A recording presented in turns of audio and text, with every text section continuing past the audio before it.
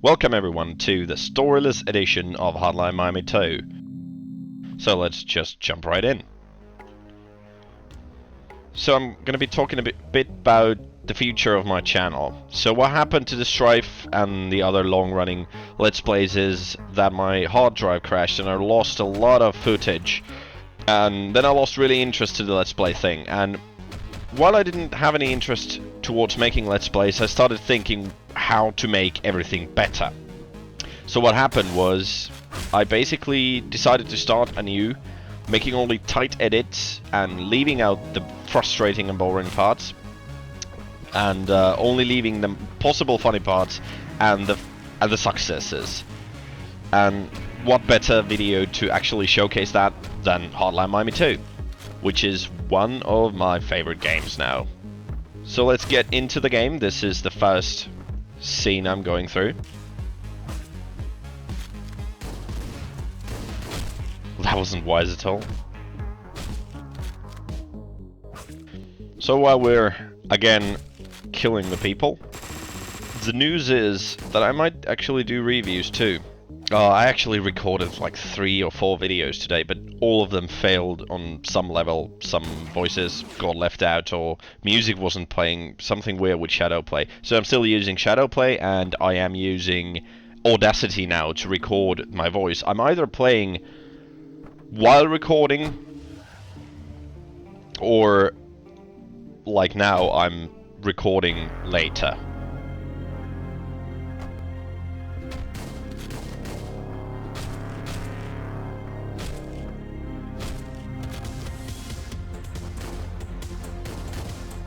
Oh, exploitable.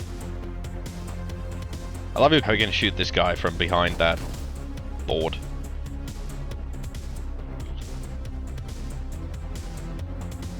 And you can kick the oranges around. That is most important. This game also is kind of twitchy to record, because I'm flailing around with the weapon and everything. And yeah, I usually don't use this much guns. But for the sake of progress and making this video less long and less frustrating, I did use a lot of guns to attract people behind corners and everything, which I'd usually do more slowly.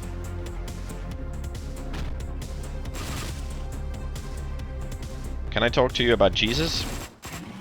And while we're stumbling about with the dead bodies, I can mention something else that's going to be happening soon. I'm going to throw this weapon. Or this. And notice the cops won't die, which is boring. I would have hoped there would be different storyline if that would have happened, but it didn't. Oh, and by the way, I do know that there was a weapon in the trunk. Going into the third scene. I keep calling this guy Irvin, but it's his second mask. First one's Jake, clearly, but for some reason I kept calling him Irvin to everyone. So in regards of which is better, Hotline Miami 1 or 2, I do think this is much better. Only part where it falls a bit flat is that most of the levels are a little bit too large. I don't like the fake difficulty brought in by the fact that you cannot see the enemies most of the time. Other aspect I don't like it seems that they have made it even more difficult for you to grab the right weapon from the floor, but it just might be me bumbling a bit. Splat. I enjoy the finishing move of his.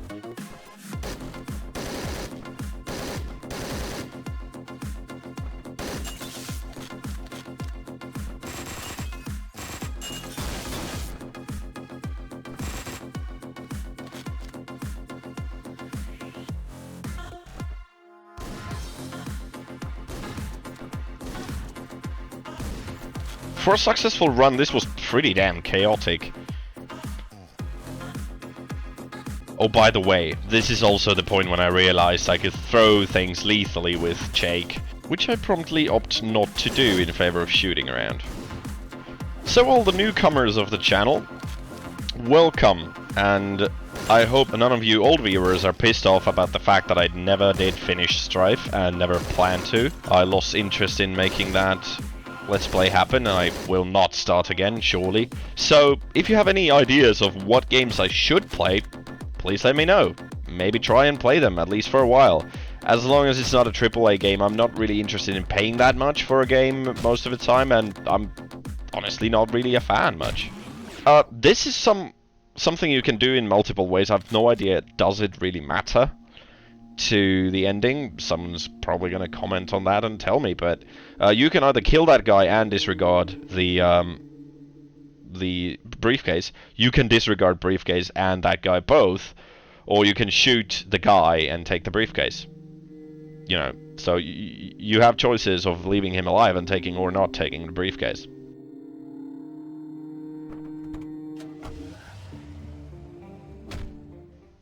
And this is the fourth and last scene I'm going to be showing you guys.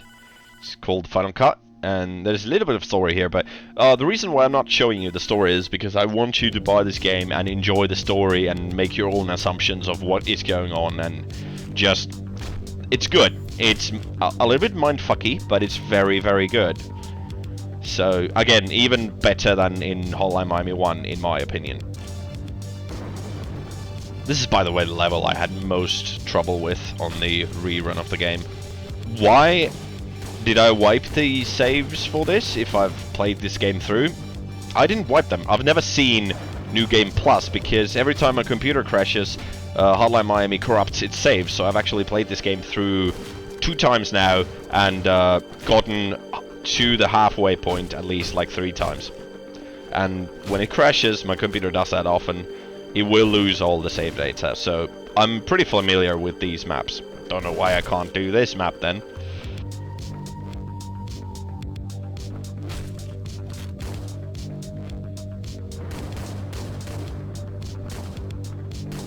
Yeah, that was a bit of an exploit. Naughty, naughty me. Again, it's not an exploit, it's part of how the game works, but, you know, you could do things in much cooler ways in this game, but I played safe as much as possible.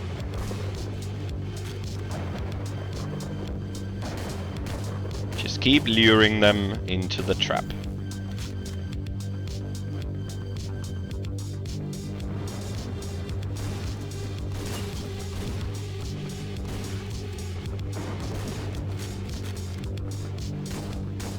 And the first boss of the game, who managed to kill me instantly.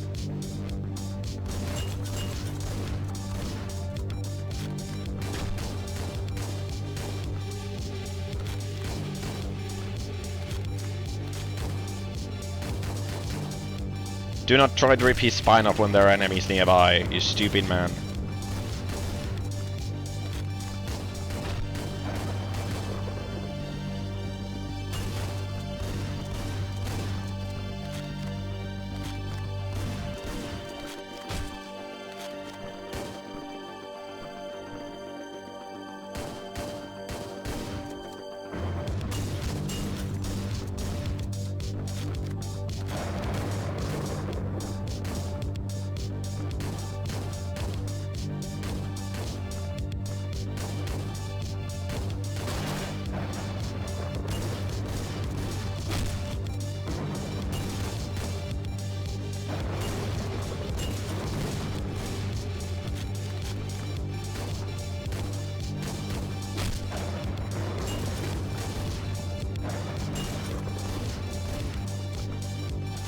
So in the end, should you buy this game? Yes.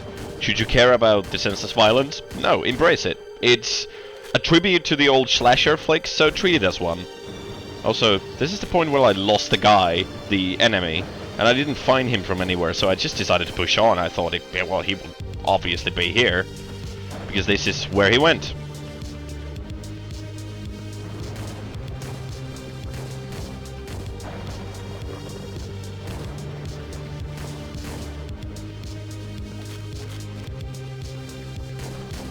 Wrong, he's there.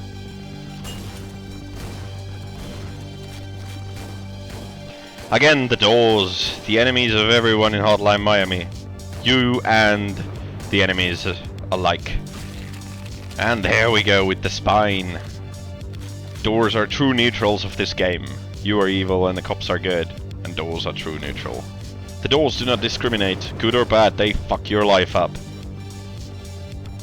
So, we're reaching the end of the level and the end of the video. Thank you for watching and I hope you enjoy the new format. Please like the video if you liked it, and dislike if you didn't.